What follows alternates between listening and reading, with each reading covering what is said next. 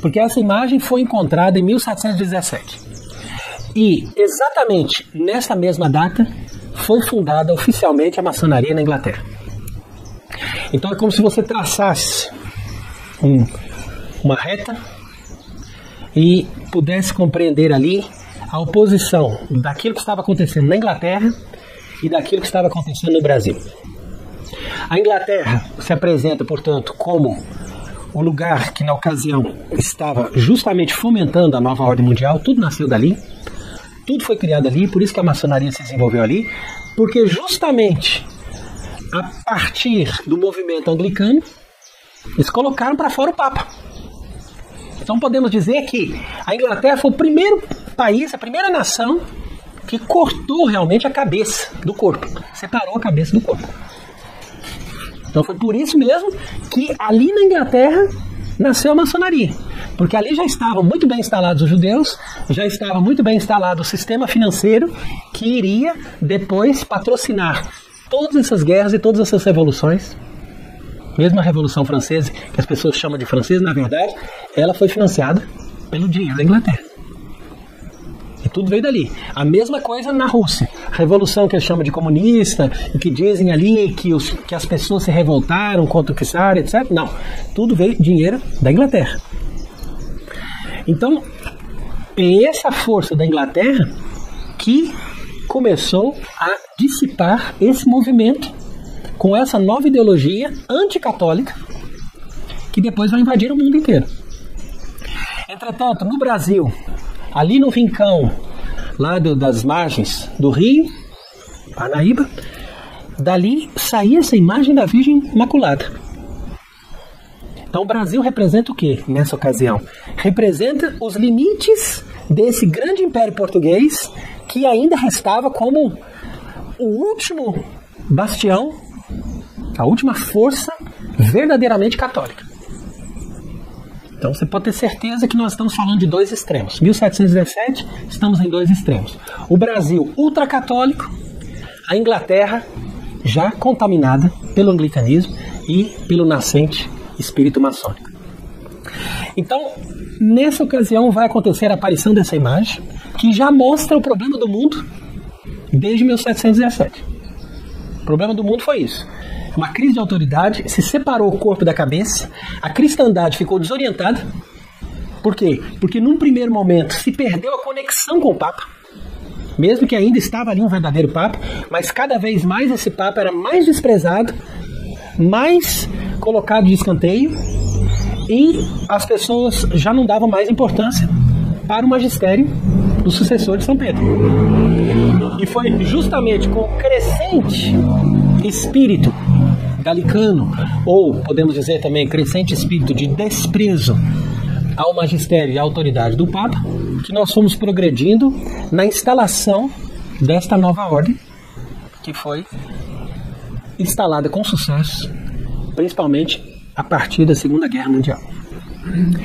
Então, nós estamos falando dessas coisas que nós já sabemos, mas hoje nós queremos ressaltar o problema, porque nós estamos mostrando para as pessoas que aquilo que eles queriam fazer em 1717, hoje eles já chegaram no seu ponto final de consumação. Então, por exemplo, nós podemos ler esse livro de Monsenhor de Lassus, que se chama A Conjuração Anticristã, e que diz ali, olha, o templo maçônico que quer se erguer sobre as ruínas da Igreja Católica. Então veja bem o título. Esse é um livro de 1910. E em 1910 ele está falando para nós que nós estamos nas ruínas da Igreja Católica, em processo de erguer um templo maçônico em cima. Não é ao lado não, é em cima. Eu acho muito interessante que as pessoas hoje em dia, com esse protestantismo que está se instalando aí para toda parte no Brasil, não querem ter imagem de forma alguma. Mas em todas as cidades, inclusive nessa, você entra, está lá o templo maçônico instalado. Nas entradas das cidades, nas rotatórias, você vê ali símbolos maçônicos ou até templos inteiros construídos para que as pessoas percebam, olha, quem que manda aqui? É a maçonaria. Em todos os lugares. Você pode ir para o lugar mais longe do Brasil, é ali que você vai ver a maçonaria instalada. Então isso aí não foi da noite para o dia. Isso foi um processo.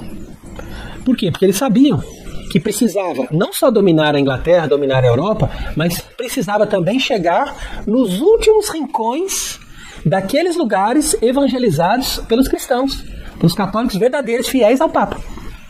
Então você veja que ali no século XVIII, eles já estavam fazendo guerra contra os jesuítas, expulsando os jesuítas do Brasil, da América do Sul, de todos os lugares. Por quê? Porque a ordem dos jesuítas era a última ordem religiosa que ainda guardava essa fidelidade total ao Papa.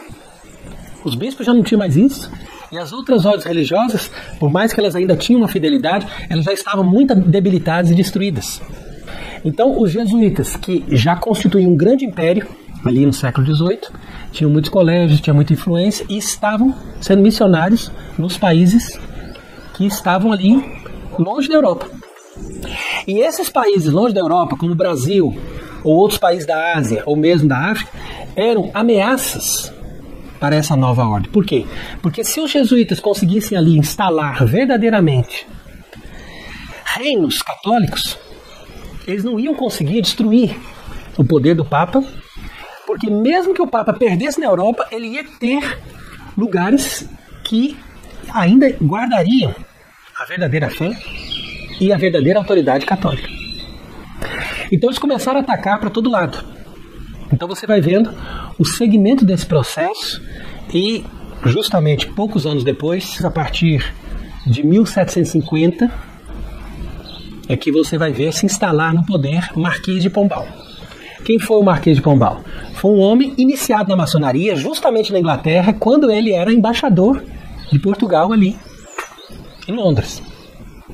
E esse homem volta para Portugal com todos esses poderes, com toda essa força e com essa missão de destruir o reino católico que Portugal ainda guardava. Então por isso que ele fez guerra contra os jesuítas, porque os jesuítas estavam muito bem afinados com o reino de Portugal em todas as missões que eles faziam no mundo inteiro, seja na Ásia, seja na América, principalmente, também na África. Então, a partir dali, começou realmente esse rompimento. Então, nós vemos que a coisa foi muito forte no sentido de destruir o poder do Papa, porque o poder, na verdade, dos jesuítas ou de outras ordens religiosas era o poder do Papa. E o poder do Papa é o poder do vigário de Cristo, portanto, o poder do próprio Cristo.